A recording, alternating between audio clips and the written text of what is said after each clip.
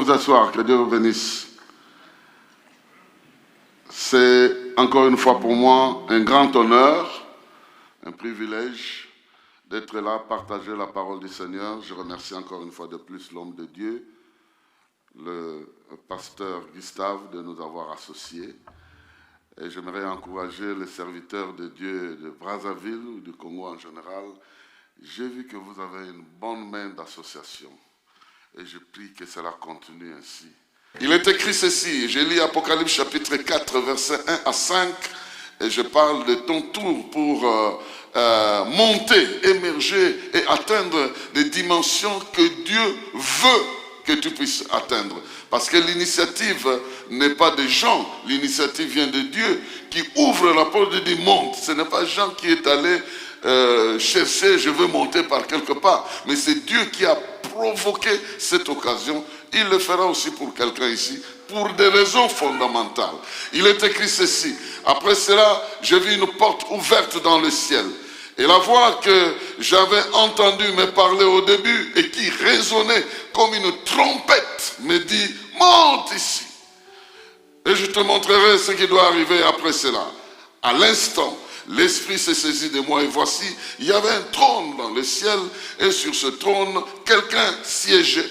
Celui qui siégeait avait l'aspect d'une pierre de jaspe et de sardoine. Un arc-en-ciel entourait le trône, brillant comme l'émeraude. Autour du trône se trouvaient 24 trônes et sur ce trône siégeaient 24 représentants du peuple de Dieu. Ils étaient vêtus de blanc et portaient des couronnes d'or sur la tête. Du trône jaillissaient des éclairs, des voix et des coups de tonnerre. Devant le trône brûlaient 7 flambeaux ardents qui sont les 7 esprits de Dieu. Voici une péricope, comme on dit, un morceau des Écritures, et toi tu dis Amen pour l'avoir entendu la lecture. Nous sommes ici devant le fonctionnement normal d'un trône. Le trône existe, il fonctionne normalement. Quel que soit ce qui arrive sur la terre, il existe un trône. Il existe un trône qui fonctionne à partir duquel des grandes décisions viennent et affectent le monde. Et quand je lisais ceci, j'étais en train de me rappeler d'une phrase qui dit « Lorsque un malheureux crie, l'Éternel l'entend ». Mais je vois ici le trône est entouré de beaucoup de bruit, des éclairs, des tonnerres, des mouvements. Mais lorsqu'un malheureux crie, l'Éternel est capable de l'entendre. Donc tout ça, ça ne le distrait jamais.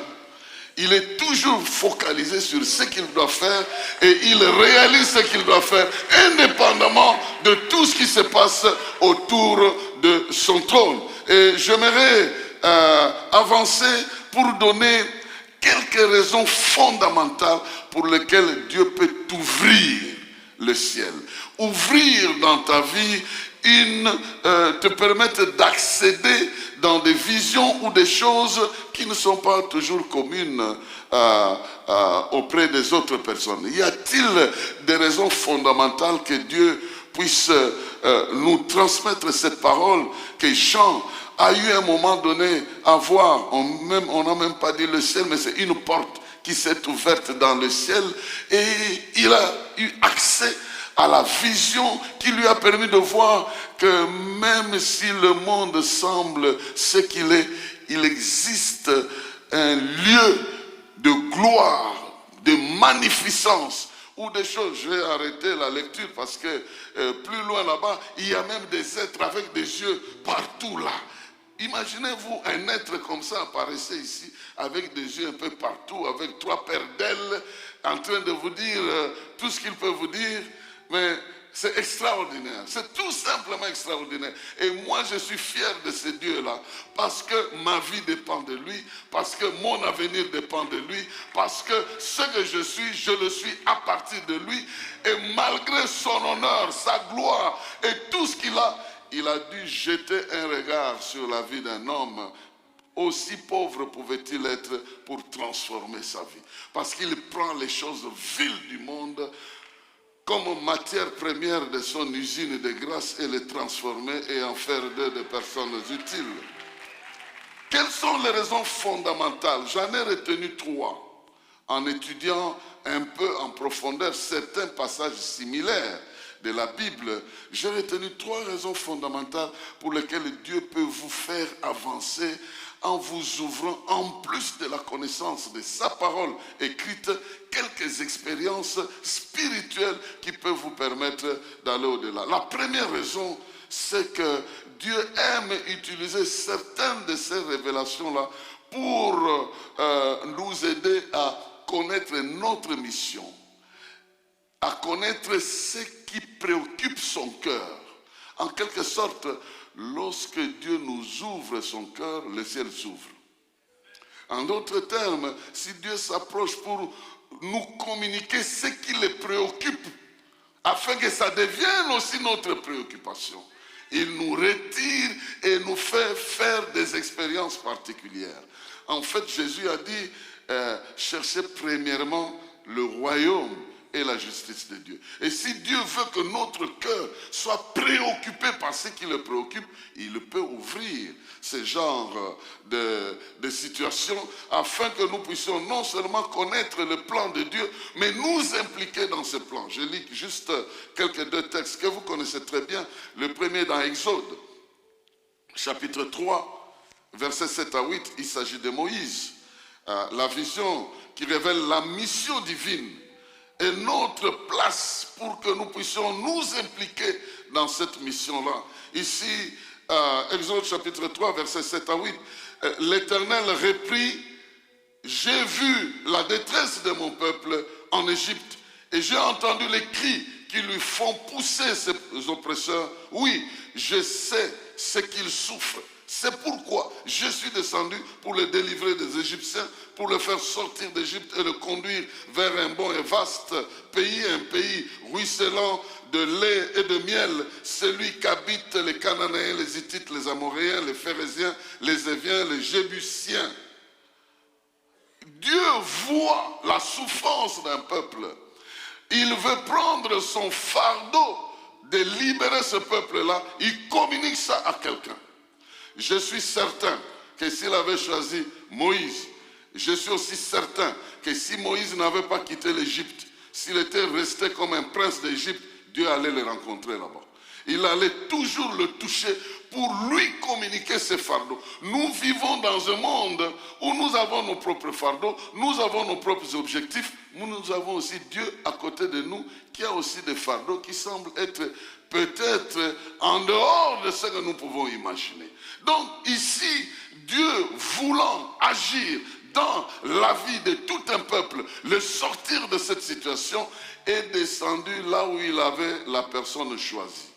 Il n'est pas descendu directement là où il y avait des problèmes, mais il est allé là où il devait communiquer son fardeau. Je prie que Dieu qui connaît ta famille, qui connaît comment elle souffre, qui connaît la misère de ta famille, descende auprès de toi et libérer dans ton cœur un fardeau qui te fera rendre responsable et éviter du n'importe quoi dans ta vie pour prendre une responsabilité qui te rendra un instrument efficace dans le salut des autres et dans leur manière de sortir de toutes sortes de blocages dans lesquels ils peuvent se trouver.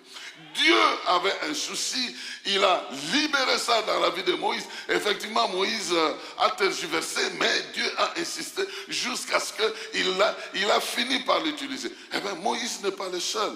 Moïse n'est pas le seul. Si nous allons dans les Actes des Apôtres, les Actes des Apôtres, chapitre 9, nous avons presque une histoire similaire. Dans les Actes des Apôtres, chapitre 9, versets 3 à 6, on parle de Paul, Saul de Tarse, comment il s'est converti. Je lis juste une partie au verset 3, 9. Je disais, Actes des Apôtres 9, verset 3 à 6, il est écrit, il se dirigeait donc vers Damas et approchait déjà de cette ville quand soudain il fut environné d'une lumière éclatante qui venait du ciel. Il tomba à terre et entendit une voix qui lui disait, Saul, Saul, pourquoi me persécutes-tu?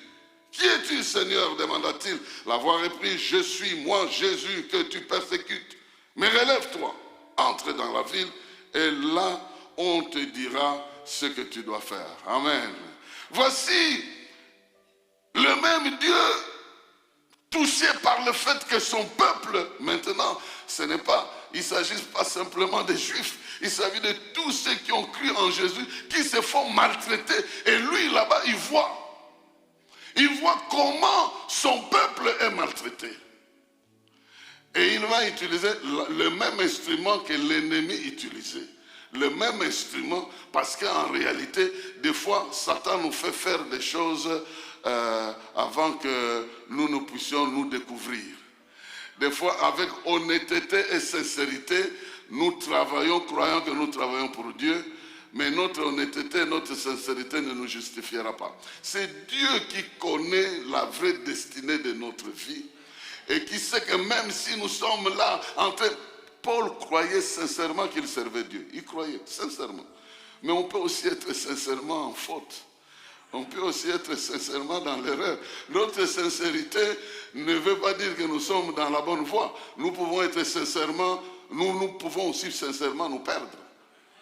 On se perd sincèrement, on est perdu sincèrement. Je me rappelle de la maman d'un frère qui est venu du village. Elle a commis l'erreur de se déplacer et puis elle s'est perdue. Elle ne connaissait plus la maison. Maintenant, elle demandait aux enfants, est-ce que vous me connaissez? Et les enfants lui posaient la question, mais tu habites où? Il dit, je ne sais pas. Or, chez nous là-bas, une vieille mère qui ne se retrouve pas. Vous savez ce que ça veut dire? Vous savez, donc on va se dire, donc, vous ne savez pas où vous habitez. Conclusion, sorcière. Et on peut en faire, et pourtant elle s'était sincèrement perdue. Et si elle était mal tombée, alors on pouvait lui rendre ce compte. Le monsieur Paul sincèrement arrêtait les gens et il le décrit dans Philippiens chapitre 3 en disant, moi, hébreu né d'hébreu de la tribu de Benjamin, j'étais quant à la loi irréprochable. Je croyais faire ça jusqu'au moment où j'ai découvert que j'étais sur une mauvaise voie. Je prie que si les méthodes humaines ne peuvent pas t'aider, que Dieu t'amène dans une dimension pour que tu découvres ta vraie mission, que tu découvres que tu n'es pas celui que les gens pensent, même pas celui que toi-même tu penses être. Il y a un Dieu dans le ciel qui vit et règne éternellement, qui a une idée sur toi, une pensée sur toi, une mission dans ta vie. Qu'il lui plaise de t'ouvrir les yeux, les oreilles, pour que tu comprennes que tu ne peux pas passer ta vie en train de faire n'importe quoi, mais en train de servir dans sa moisson et de servir dans son plan. Or, servir n'est pas toujours sujet de notre propre engagement, de notre propre volonté, mais de celui qui nous appelle. Vous ne pouvez pas vous pointer dans un restaurant et puis la personne qui sert vient directement avec le coca, il vous offre. Vous allez lui dire, est-ce que c'est ça que j'ai demandé? Alors, de quel droit toi tu entres dans la moisson de Dieu, tu décides ce que tu dois faire?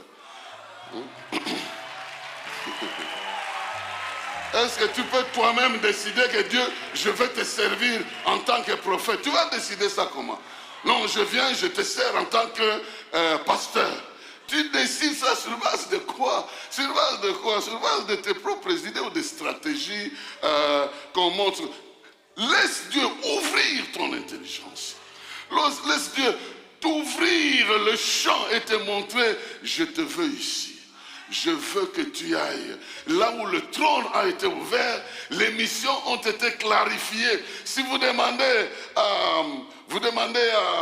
à Ésaïe, vous demandez à Ésaïe, il va vous dire, nous sur la terre, on était en train de regretter la mort du roi Osias.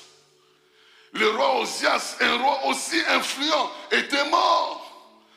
Alors qu'on pleurait le roi Osias, le Seigneur m'ouvrit les yeux, j'ai vu un trône qui n'avait rien à voir. Ici sur terre, on pleure un roi qui a servi Dieu, mais au ciel, Dieu règne avec des anges qui crient, avec l'adoration qui remplit le temple, avec un service continuel, indépendamment de ce qui arrive sur la terre.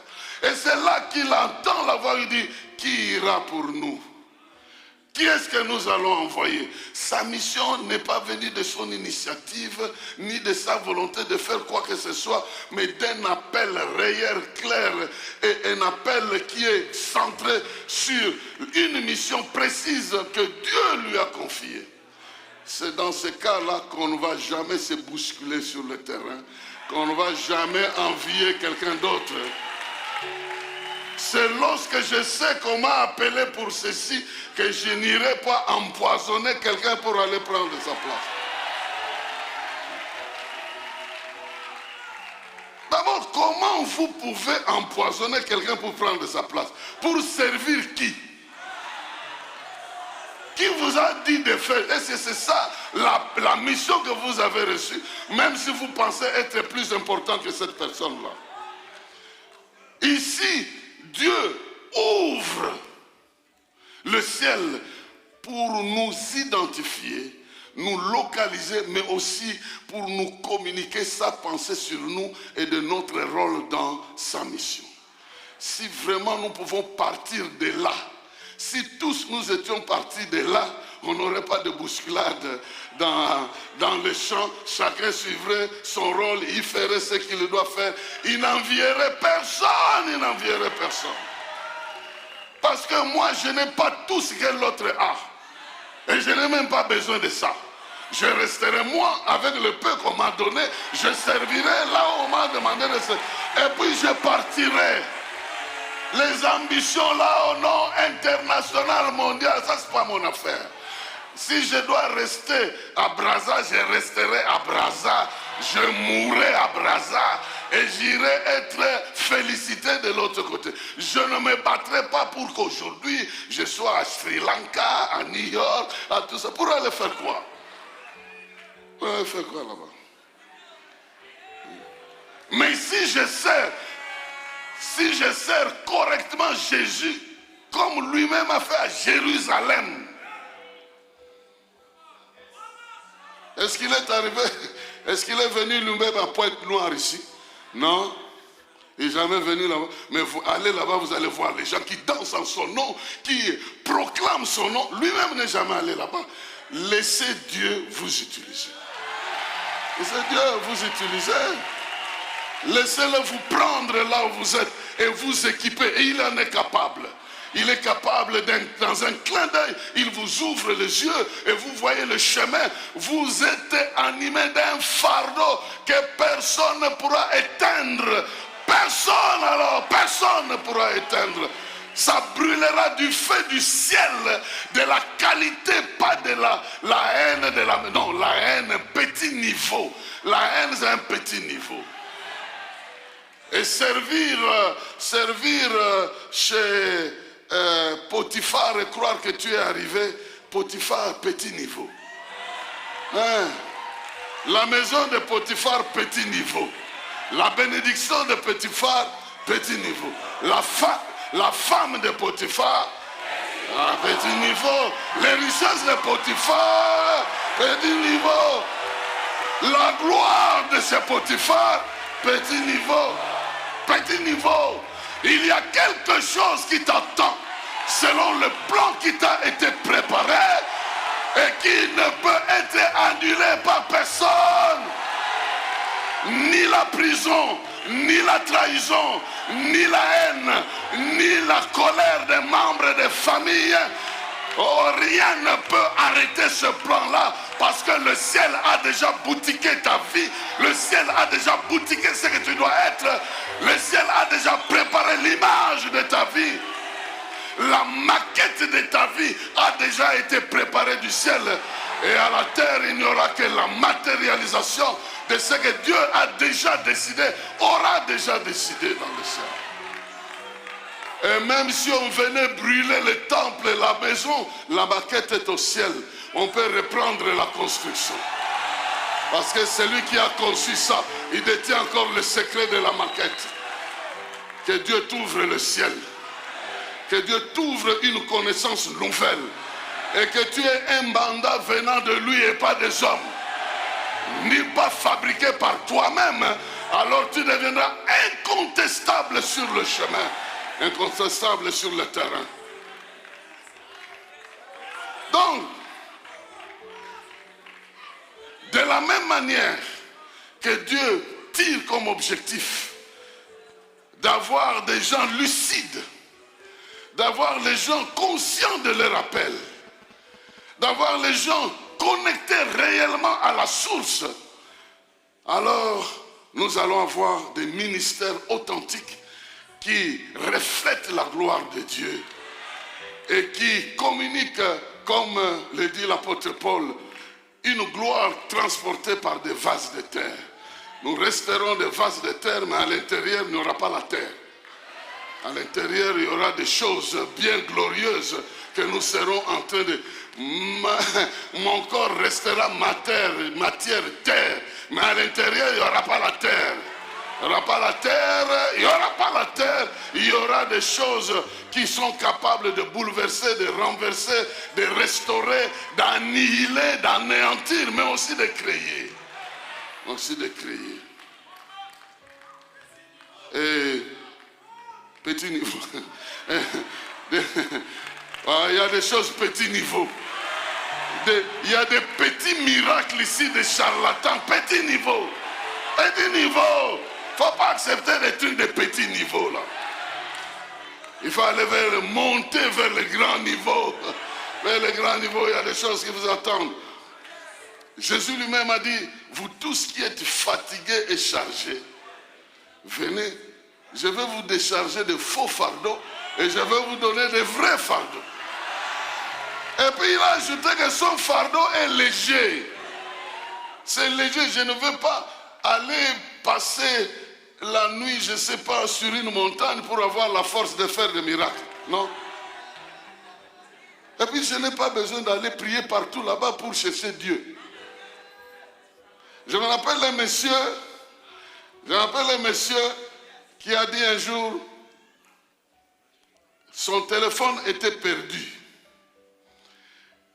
Et il a allumé une torche dans sa voiture pour chercher le téléphone. Il n'a pas trouvé ça. Jusqu'à se rendre compte que la torche qu'il a allumée, c'était la torche de son téléphone.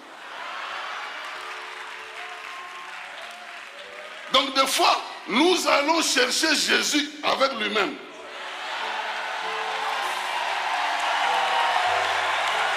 C'est pourquoi on ne le trouve pas. On va dans les montagnes, il n'est pas là. On dort sous le lit, il n'est pas là parce qu'il est dans le cœur. Et on ne veut pas le voir dans le cœur. On ne veut pas le voir dans le cœur. Partout où nous allons, il est là avec nous. Et on ne le trouve pas parce qu'il est là. On ne le trouve pas parce qu'il est là. Il est déjà avec nous. Il est déjà dans ton cœur. Au lieu de chercher à le rencontrer dans le cœur, toi tu passes les commandes de prière. Tu appelles tel frère, intercédez pour moi, et tu donnes l'offrande. Tel autre frère, intercédez pour moi, tu donnes l'offrande. Tel autre, et puis tu sèmes les prières, et toi-même faisant du n'importe quoi, attendant que tel te dise qu'est-ce que Dieu a dit. Vous trouvez ça normal? Est-ce que vous avez démissionné de votre vie avec Dieu? C'est pourquoi vous n'entendez rien. Parce que vous le cherchez avec lui-même en train d'avancer avec vous. Quelqu'un peut comprendre que Dieu doit t'ouvrir le ciel. Dieu doit t'ouvrir le ciel pour que tu comprennes ta valeur et que tu restes là où il t'a demandé de rester. Et tu vives avec quelqu'un qui te parle tous les jours dans ton cœur, tous les jours dans ton cœur. Il y a eu une discussion récemment, quelques membres de l'église, ils avaient un problème. Les gens ont décidé, allons voir le féticheur. Les autres ont dit, non, prions le Seigneur, mais si on n'arrive pas, allons voir notre pasteur. Vous vous rendez compte comment les choses se passent dans une famille. Les gens disent, notre maman a disparu. Ça fait 2 jours, on ne sait pas où elle est. Allons voir le nécromancien là, le féticheur, il nous dira. Et les autres disent, allons voir notre pasteur, il nous dira. Ils sont venus me voir. J'ai dit, oh! C'est comme ça, il dit, oui, nous avons décidé de venir vous voir, au lieu d'aller voir quelqu'un d'autre là-bas. Comme ça, toi, Dieu te parle et dis-nous Vous voyez comment les choses deviennent plus concrètes. Hein? Et je n'avais pas besoin de monter à la montagne. J'ai demandé au Saint-Esprit. Il me dit, elle va revenir dans 2 jours. Je leur dis, votre mère disparue reviendra dans 2 jours. Dans 2 jours, elle est rentrée. Et ceux qui voulaient chez les nécromanciens, ils sont maintenant membres de l'église là-bas. S'il est vrai qu'on nous a envoyé le Saint-Esprit pour nous conduire, et s'il est vrai que nous sommes nés de nouveau, et que l'Esprit témoigne dans notre cœur que nous sommes enfants de Dieu, nous allons aller chercher où ce Dieu-là, où que nous allons le trouver. Sinon, le rencontrer dans le cœur au lieu d'aller le chercher partout. Ta prière devait être de rencontrer Dieu dans ton cœur, qu'il te parle, au lieu d'aller le chercher partout là-bas. Bien. Si vous avez déjà donné une offrande particulière à un prophète, vous attendez qu'il vous dise ce que Dieu a dit, eh bien cet argent-là est perdu simplement et purement perdu. Et des fois, le Saint-Esprit regarde et dit, moi je suis là franchement. Je suis là. J'ai été envoyé pour t'aider. Et toi, tu vas prendre ça, Mais franchement, alors quel est le boulot que je suis venu faire ici? Et la Bible dit que ne le refroidissez pas. Et ne l'éteignez pas par cette attitude. Deuxième raison. Deuxième raison, allons-y un peu rapidement. Quand nous lisons correctement la Bible, la deuxième raison que Dieu peut nous amener à ce niveau, c'est pour protéger les destinées des gens.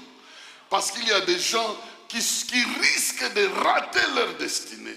Ils ont besoin d'une dimension surnaturelle de révélation pour qu'ils restent en connexion avec Dieu.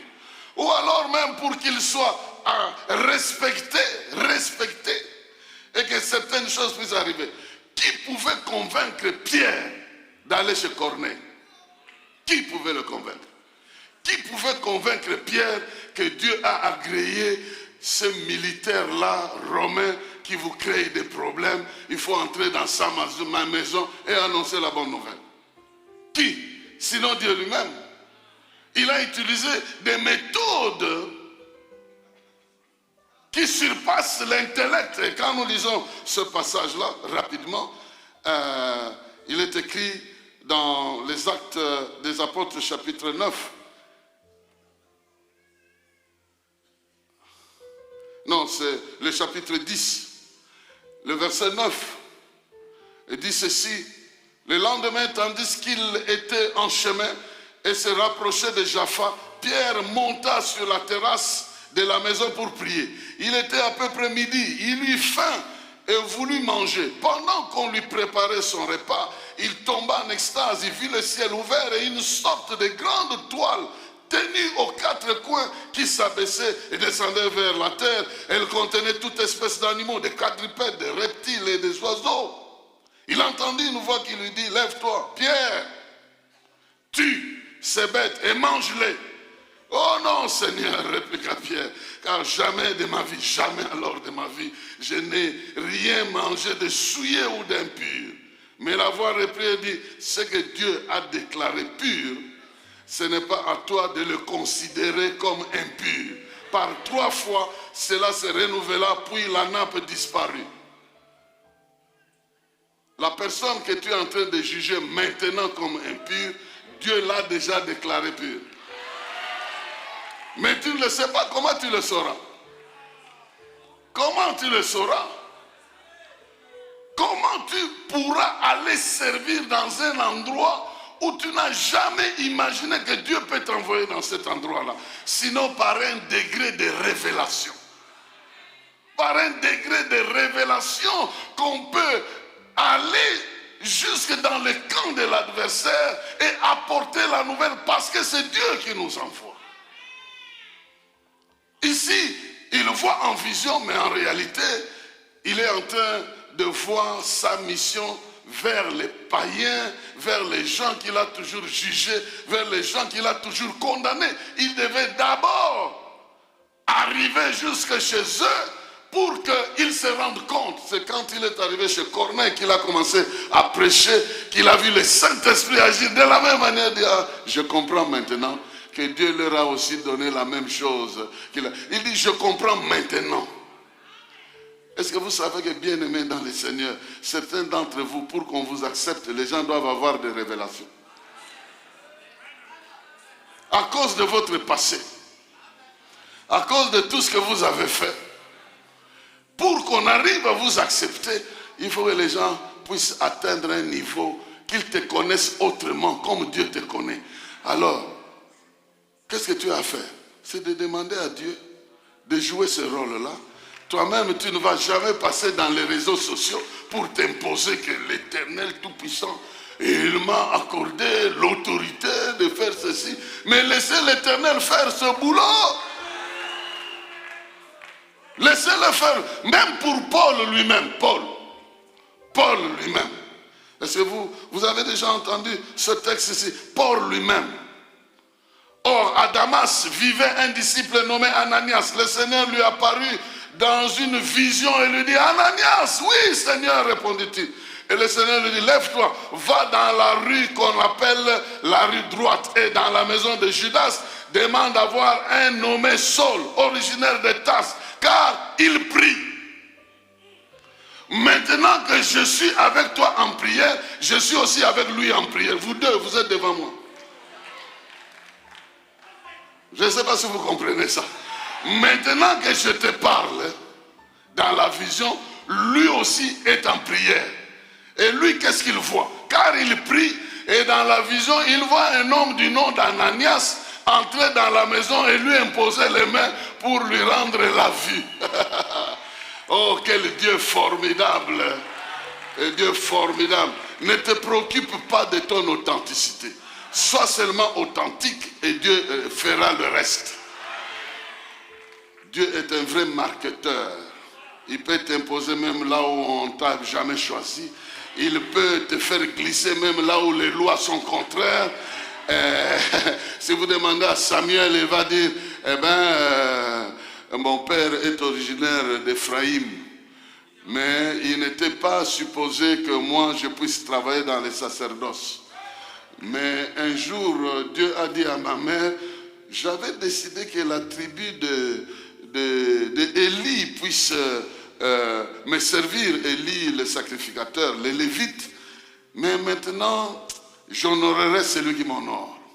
Dieu change de loi pour qu'il puisse trouver la place de Samuel pour entrer dans les sacerdoces. Parce qu'il a honoré. Et si toi tu honores Dieu, Dieu fait le reste. Pourquoi tu veux t'imposer pour qu'on comprenne? Oui, moi j'ai vu Dieu, il m'est apparu. Il t'est apparu à toi. Alors laisse-le aussi apparaître aux autres.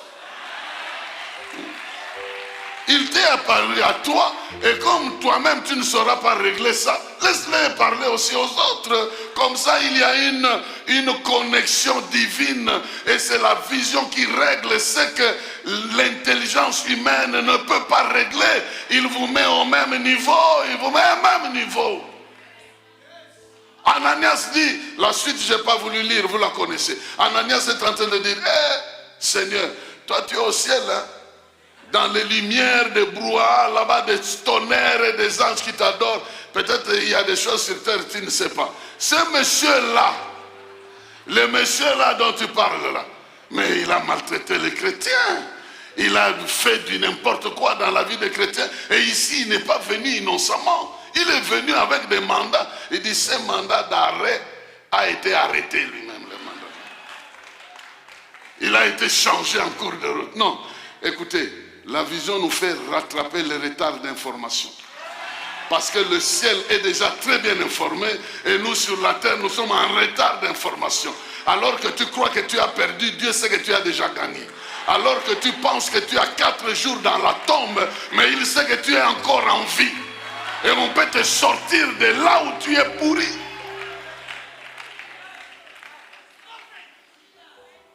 On peut croire que tu es en train de passer du temps pour rien.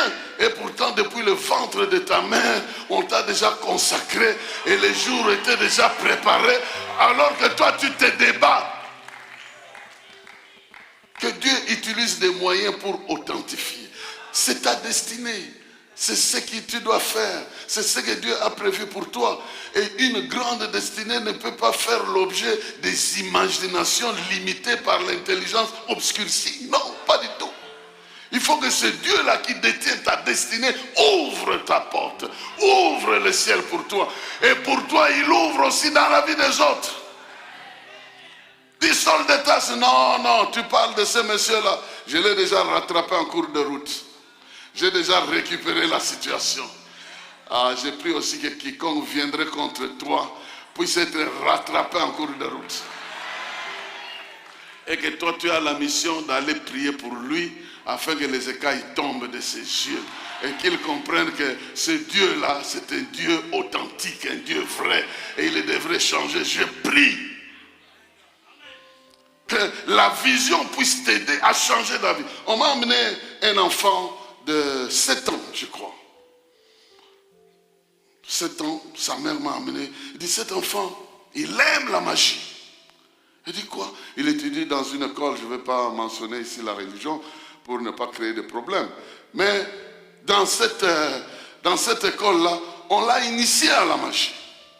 Et à 7 ans, sa mère voulant entrer dans la toilette, l'enfant était capable de produire de la fumée avec du feu. La mère est tombée. La mère était diaconesse quelque part. Elle est tombée par terre et dit, moi, l'enfant a produit, des choses incroyables dans la toilette. Et puis on l'a amené chez moi, on dit, prie pour lui. J'ai dit, monsieur, est-ce que tu es d'accord que je prie pour toi? Il dit, non. Tu vas prier pour moi, pourquoi? J'aime la magie.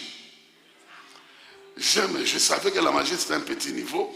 Alors je lui dis, ok, comme tu as décidé que je ne prie pas pour toi, voici ce que je vais te dire. Je vais te mettre dans une situation telle que tu vas découvrir qui est Jésus. Mais dans ta découverte, je t'autorise de citer son nom une fois seulement. Rentre. Il est sorti du bureau. J'ai dit au Saint-Esprit, ton rôle c'est quoi? La vision, non? Fabrique-lui une vision. Moi j'ai seulement demandé le contenu. J'ai seulement décrit le contenu. Toi tu lui fabriques la vision. Tu es venu ici pour ça. Et la Bible, et puis, qu'est-ce qui s'est passé? La nuit, l'enfant rêve que des esprits qu'il était en train de servir l'ont arrêté et voulaient le tuer. Ils l'ont bloqué au mur avec des flèches.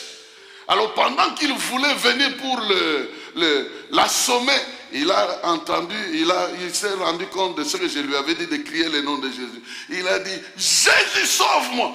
Tout le monde était par terre. Tout le monde était par terre et tout le monde a fui. Il dit, oh! Il s'est réveillé. Mais il a commis l'erreur de se rendormir. Quand il s'est rendormi, il a vu que la foule était multipliée. Un grand nombre était en train de venir pour l'attraper. Maintenant, il veut dire Jésus. Il entend la voix et dit, on t'a autorisé de citer ce nom-là combien de fois? Une seule fois. Et il s'est réveillé dans cet état-là. Combien de fois il m'a cherché au téléphone pour que vite, vite, ce Jésus-là vienne dans sa vie.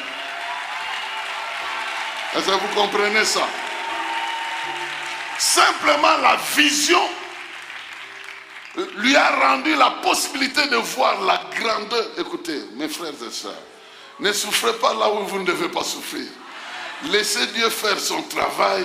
Et je sais que sa charge, son joug est léger. Quand vous souffrez trop pour servir un grand Seigneur, c'est que quelque part là, il y a quelque chose qui ne va pas. Cela ne veut pas dire que nous n'allons pas souffrir, mais cette souffrance-là, elle a des limites. Le vrai patron du travail, c'est Dieu lui-même.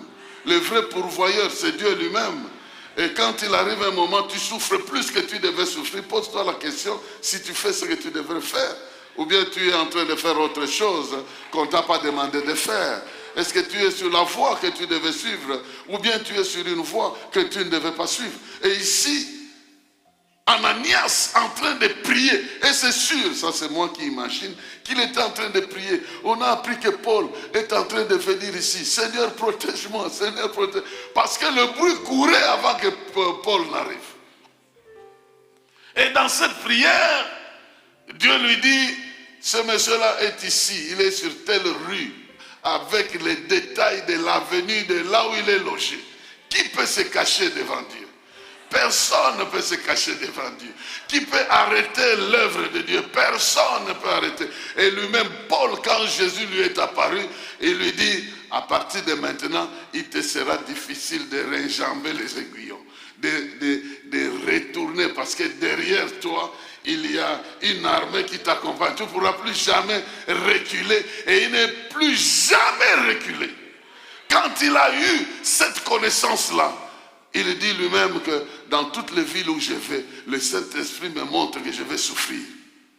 Mais si le Saint-Esprit lui-même te montre que tu vas souffrir, quoi de plus bonne raison de dire, oh, comme lui-même va révéler la souffrance, j'évite d'y aller. Non, il te dit tu vas souffrir, pas seul, il sera avec toi. Il va alléger cette souffrance. Il va rectifier les tirs de l'ennemi contre toi. Et il te fera voir que la souffrance n'a pas un dernier mot. La souffrance n'est pas là pour t'effacer, mais pour te purifier, pour te faire briller comme de l'or. Eh bien, bien-aimés dans le Seigneur, nous voyons que Dieu a utilisé la vision pour que nous puissions, et plutôt les gens, puissent connaître les destinées des autres personnes et qu'ils jouent un grand rôle dans leur vie. Notre vision doit nous permettre de changer d'opinion sur certaines personnes que nous avons toujours peut-être condamnées, alors que peut-être qu'ils sont dans une phase de transition. Et ils ont besoin de nous, quelque part, pour devenir ce que nous souhaitons qu'ils soient. Avant de les balancer, demandez à Dieu.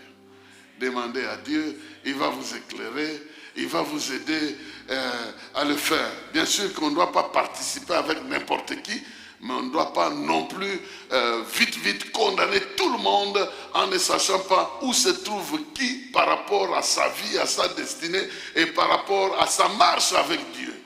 Paul était déjà arrivé à un niveau où il avait déjà changé d'avis, mais personne n'était au courant. Et il a eu du mal à se faire croire.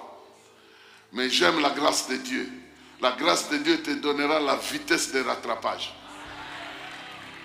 Quand tu marches avec la grâce de Dieu, ça te donnera la vitesse de rattrapage. C'est Paul qui le dit dans 1 Corinthiens 15. Il dit, vous voyez, lorsque Paul allait vers le mal, tuant les chrétiens, persécutant les chrétiens, Pierre et Jean étaient déjà au niveau de guérir les malades, de ressusciter les morts. Alors que lui allait dans la direction. Mais quand Dieu l'a pris là, il lui a donné une vitesse qui a dépassé tous les autres là. Il a pu ouvrir 39 églises disséminées ici pendant que les 12 autres étaient concentrés à Jérusalem. Vous voyez, Dieu peut vous donner des vitesses de rattrapage. Il peut faire rattraper certaines personnes que nous condamnons aujourd'hui sans savoir à quel niveau ils sont. Faisons très attention. Demandons à Dieu de nous donner la vraie révélation. Tout ce qu'on doit condamner et jamais justifier, c'est ce qui est, c'est-à-dire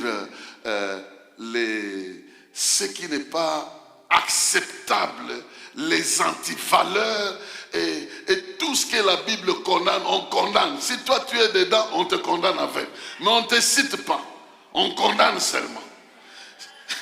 Alors voilà pourquoi il faut condamner les antivaleurs.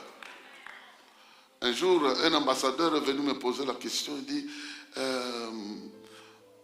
c'était pas ce président, c'est un président du passé, il dit, j'ai rencontré tel président, il m'a dit qu'un jour il était très fâché contre toi, parce que tu as parlé à la télévision des choses qui le concernaient.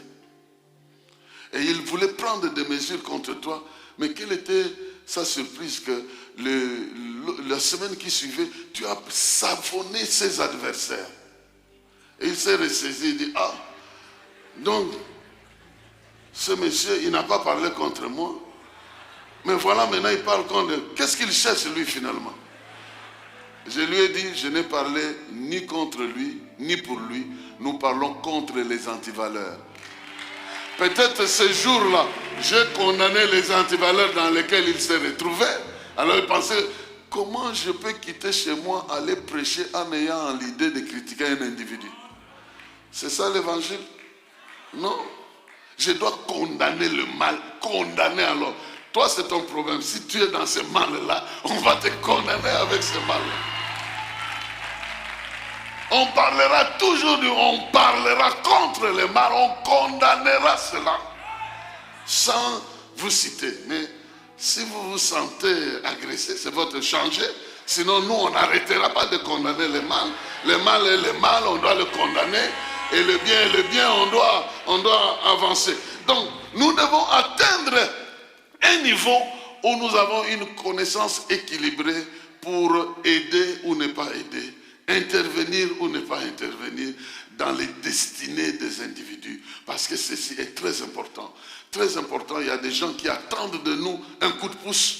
Mais non, parce que on les juge d'une manière. Mais si nous sommes attentifs, Dieu peut nous dire aller ou ne pas aller. Alors, cherchons ce niveau pour que nous puissions nous entraider et que nous soyons en mesure de nous relever là où le Seigneur compte sur nous. Jouer le rôle qu'il faut au moment qu'il faut parce que nous avons reçu la vision. Le troisième, et pour terminer, c'est la vision qui nous permet de connaître l'ampleur du contrôle de Dieu. Que Dieu est un roi qui contrôle tous les royaumes. Nous devons avoir une idée claire que ce Dieu-là contrôle toutes choses. Et c'est ici que Jean a été amené à voir qu'il y avait un trône. Mais j'aimerais lire le texte d'un homme que vous connaissez. Quand il a vu ce trône-là, il a pris une attitude qu'il faut prendre. Étienne. Il est écrit dans les Actes des Apôtres 7, 55 à 60. Mais lui, rempli du Saint-Esprit, leva les yeux au ciel et vit la gloire de Dieu et Jésus devant à la droite de Dieu. Alors il s'écria, écoutez, je vois le ciel ouvert et le Fils de Dieu debout à la droite de Dieu. À ces mots, ils se mirent à vociférer et à se boucher les oreilles. D'un même élan, ils se ruèrent sur lui, l'entraînèrent hors de la ville et le lapidèrent. Les témoins avaient déposé leurs vêtements aux pieds d'un jeune homme nommé Saul. Pendant qu'ils jetaient des pierres sur lui, Étienne priait ainsi, Seigneur Jésus, reçois mon esprit. Puis il tomba à genoux et de toutes ses forces lança un dernier cri. Seigneur, ne leur demande pas compte de ce péché. Après avoir dit ça, il expira. Il était en face du trône. Et quand on est en face du trône, tout ce que la terre peut nous faire ne peut rien nous empêcher. Ne peut pas nous empêcher de progresser sur la conviction que nous avons reçue. En d'autres termes, notre connexion en voyant le trône de Dieu nous rend invulnérables sur tout ce que le monde peut jeter sur nous. Il a prononcé le pardon parce qu'il a vu le trône. Il a prononcé parce qu'il sait ce qu'il attend dans l'avenir. Et il a pardonné pendant qu'il était encore sous le coup. Certains d'entre nous, nous pensons qu'il faut pardonner quand je me sens bien. Je me sens bien maintenant, je n'ai plus mal, alors je pardonne. Non, Jésus a prononcé le pardon pas après être ressuscité. Il était encore à la croix, qu'il a demandé qu'on leur pardonne. Donc lorsque nous sommes connectés avec des révélations élevées du trône de Dieu, nous pouvons maîtriser tout ce qui est terrestre ici, en sachant que parce qu'il règne, moi je vais vivre. Parce qu'il règne, je régnerai. Parce qu'il est celui qui contrôle toutes choses, il me donnera un espace pour m'échapper. Et Pierre, Paul aussi, il a vu aller jusqu'au 3e ciel, entendu des choses qu'on n'a pas entendues. Et il reçoit la mission de venir aider les païens. Il apporte des révélations incroyables pour les païens. Même alors qu'on le maltraite, il est resté serein.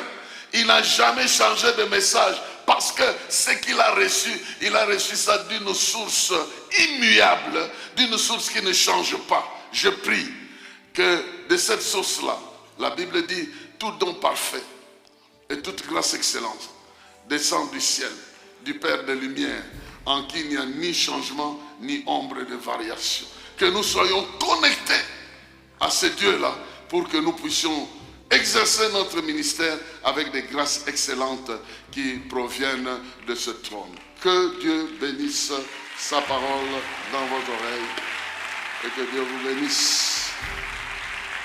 Dieu vous bénisse.